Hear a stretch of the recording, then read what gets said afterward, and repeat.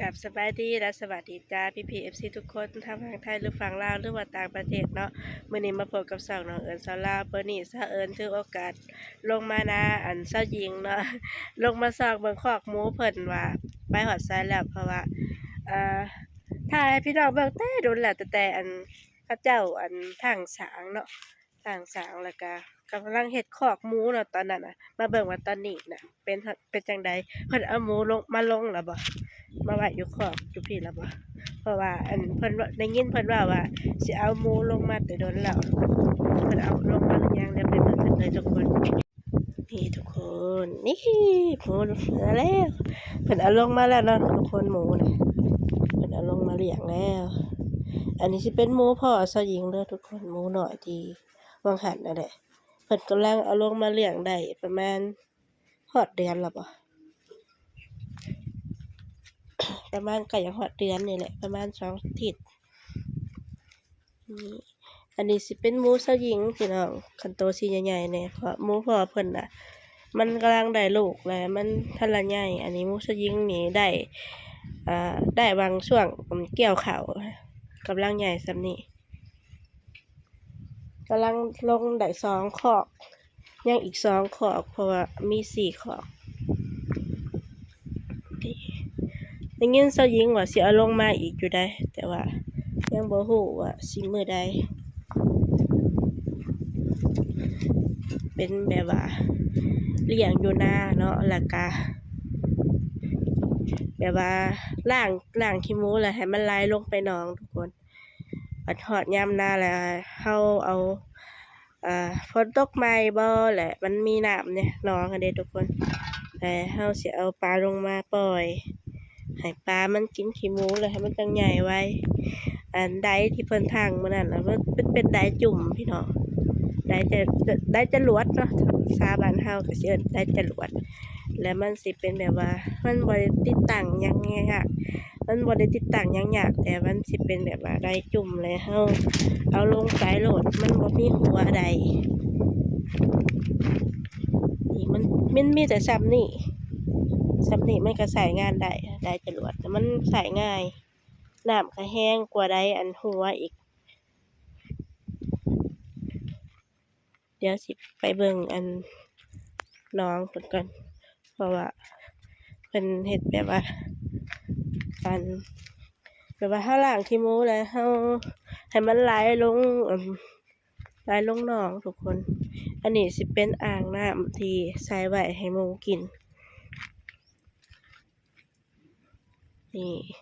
ทางนี้ก็สิเป็นท่อต่อสายน้ำลงไปให้หมูกินเนาะ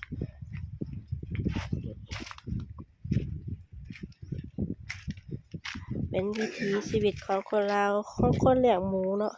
ผู้ใดเลี้ยงหมูก็น่าสิรู้ดีแต่ว่าเสอิ้นก็บ่เคยเลี้ยงหมูนะนี่เวลาเฮาล้างคอกแล้วน้ำเฮาล้างคอกแล้วมันไหลลงพี่ไหลลงแล้วมันก็สิไหลลงฮอดหนองอันนั้นก็สิเป็นหนองเนาะที่อันมาจูบปลาบ่หั่นแล้วเพิ่นจูบอันปลาน้ำออกเบิดแล้วก็เพิ่นมาดุดไม้ดุดอันป่านคันขึ้นสูงๆบัดนี้เพราะว่าเพิ่นเตรียมสิเลี้ยงปลายามอันเดือน6อันเด้ทุกคนยามอันเดือน5เดือน6ยามฝนตกใหม่น้ำมีใหม่แล้วก็เอาซื้อปลามาปล่อยเลี้ยงเพิ่นก็สิวางให้อันขี้หมูเพิ่นไหลลงมาสู่หนองให้ปลากินเลิกกว่าเก่าเนาะแต่ข้าวตะกี้นะตอนอันมาจุปลาแล้วยังบ่ทันเลิกปานใดมาบัดนี้แล้วเลิกแล้วแต่ว่าคันน้ำมาอันปีหน้านี่สิฮอดเดือน5เดือน6นี่เนาะน้ำมาอีกนี่โอ้คือสิหลายขนาดนั้นปลาก็คือสิใหญ่เนาะเพราะว่าเฮาอันเลี้ยงหมูอยู่อันทางเทิงแลเฮาล้างขี้หมูให้น้ำขี้หมูไหลลงมาสู่หนองแล้วให้ปลากินเนาะเพราะว่าคันปลากินน้ำอันขี้หมูนี่มันสิใหญ่ไว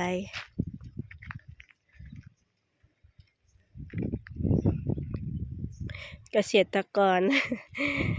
ห้องนาบ่าวเนาะเพิ่นคิดไว้เลี้ยงหมูอยู่นาแล้วก็ให้อันน้ำที่หมูไหลลงมาสู่หนองให้ปลากินนี่อันนี้สิเป็นเถียงนาแล้วก็คอกหมูเพิ่นบรรยากาศทุ่งไร่ทุ่งนายามแล้งก็สิประมาณนี้แหละทุกคนแห้งเด้พี่น้องเพราะว่ายามแล้งถ้ายามหน้าก็สิเป็นอันทุ่งนาเขียวเนาะยามแล้งก็สิประมาณนี้แหละ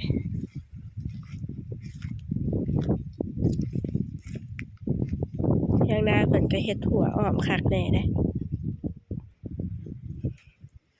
ยามนาเพิ่นก็สิเอางัวเข้ามาผูกไว้อยู่พี่เข้ามาผูกไว้อยู่คอกนี้เพราะว่าคันปล่อยผัดญาติมันกินข้าวหั่นเด้ก็สิผูกอยู่นอกก็ย้านกินข้าว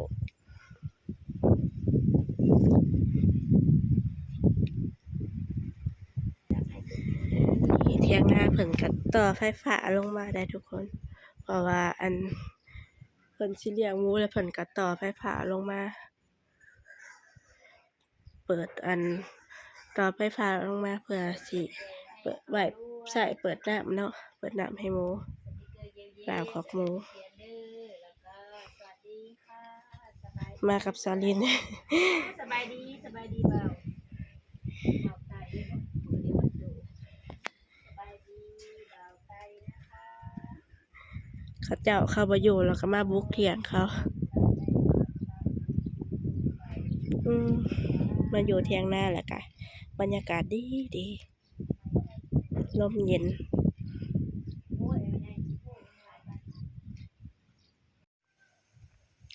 อันนี้สิเป็นหมากเล็บแมวทุกคนยังเห็นอยู่เนาะเพราะว่าตอนนี้มันกะหลาเติบแล้วยังเห็นอยู่หมากเล็บแมวแต่ว่ายังเห็นยังอยู่สูงอันนี้ใบบนหล่นเบิดแล้วเหลือแต่หมากเล็บแมวเพราะว่าแก้มนี้มันกะหลาเติบแล้วหั้นนะรถต้นตำก็มีอยู่เนาะแต่ว่าเพิ่นบ่อยากเป็นหมากดำเนาะยังแดงๆยังบ่อยากหมากดำอยู่ยังหมากแดงอยู่ชุกกับชุกบ่ดำชุกแดง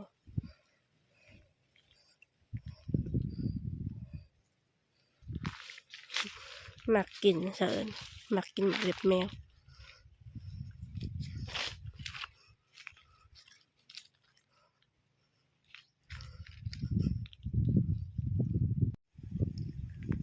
นี่อันนี้คือบรรยากาศดูในป่าเด้อทุกคน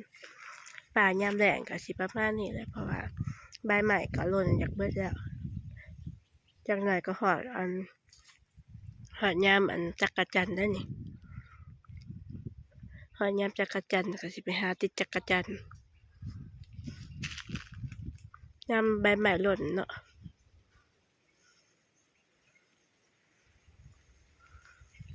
ยามใบใหม่หล่นนี่ผู้เฒ่าผู้แก่เพิ่นว่ากินข้าวบ่อยากแซ่บยามใบใหม่หล่นเพิ่นว่า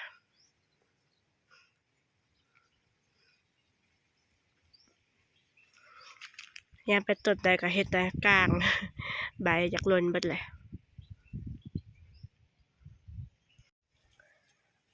โอเคแล้วทุกคนคลิปนี้ก็บ่มีหยังหลายพาพี่น้องมาเลาะเบิ่งป่ายามแล้งเนาะพาพี่น้องมาเลาะเบิ่งทุ่งไร่ทุ่งนายามแล้งเช้าเอิ้นก็ยังบ่เซาเป็นหวัดอยู่ยังเสียงแหบอยู่ยังบ่หายดีปานใดเพราะว่าเป็นหวัดนี่เป็นโดนเป็นดนแล้วยังบ่หายอยู่พาพี่น้องมาเบิ่งบรรยากาศอยู่ทุ่งไร่ทุ่งนายามแล้งล่ะเป็นมาเบิ่งอันเขาเจ้าเลี้ยงหมูอยู่ทุ่งนาเนาะเลี้ยงหมูอยู่นาของน้าบ่าวกับอันชาวหญิงเพิ่นโอเคเนาะทุกคนสำหรับคลิปนี้ก็สิขอจบไว้เพียงส่ำนี้เนาะมื้อหน้าพบกันใหม่จ้าสำหรับมื้อนี้ก็กราบสบายดีและสวัสดีจ้าบ๊ายบาย